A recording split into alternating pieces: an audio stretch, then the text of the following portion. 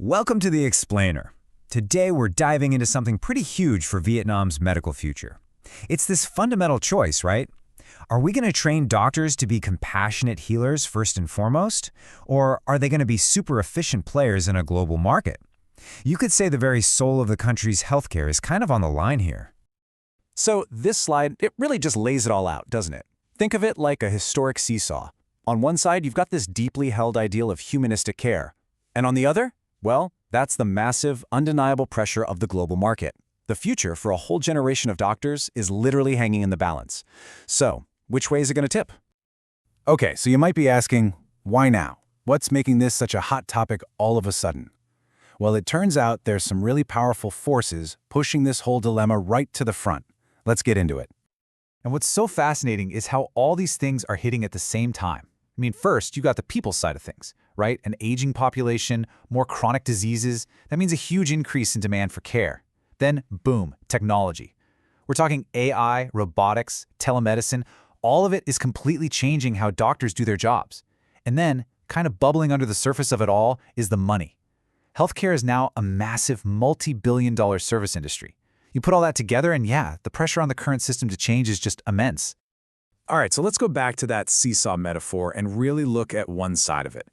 We'll start with what you might call the traditional heart of the profession, this really deep-rooted philosophy of humanistic medicine. So what is it really? At its core, it's all about one simple but super powerful idea. You put the human being first. The thinking is that a doctor's job isn't just about treating a disease, it's about caring for the person who has that disease. It's all about compassion and ethics and dignity, not just being a technical whiz. And this quote, wow, it just perfectly captures the whole philosophy, doesn't it? Cure sometimes, relieve often, comfort always. It's such a powerful reminder that being able to cure someone is only one small part of a doctor's duty. A lot of the time, the more important job is to relieve their suffering and, always provide that human comfort. Okay, so that sounds great, but what does it actually mean for training doctors? Well, it means some big changes to the curriculum. We're talking more hours spent learning communication and ethics. It means getting students into actual clinics with real patients right from year one.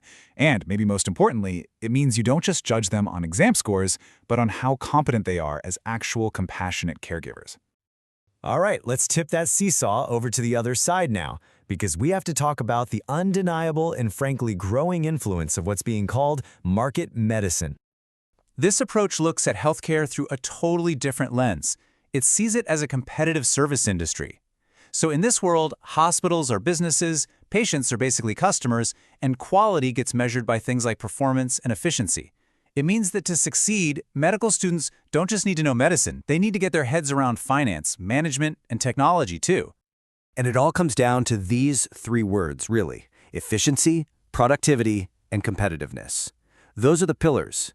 The whole system is geared toward getting the best results in the fastest, most efficient way possible, all while staying ahead of the competition. It's a pure business mindset just applied to healthcare. And of course, the training has to reflect that. So that means standardizing what students learn, so it lines up with international benchmarks, like the ones from the World Federation for Medical Education. You might see it called WFME. It means using things like KPIs, key performance indicators, to measure how well things are actually working in the clinic. And this is a big one. It means teaming up with the tech companies and businesses that are really shaping where healthcare is going. So this brings us to the million-dollar question, right? What happens if that seesaw tips too far one way or the other? Because this is where the real danger is. Look, if you go too far down the idealism path, you could end up with a healthcare system that just can't pay its bills and is totally disconnected from all the amazing new tech that makes modern medicine work. But if you swing too far the other way, into pure market realism, you run the risk of the doctor becoming just another service provider. And that core human element of care, the thing that makes being a doctor a true calling, that could just disappear.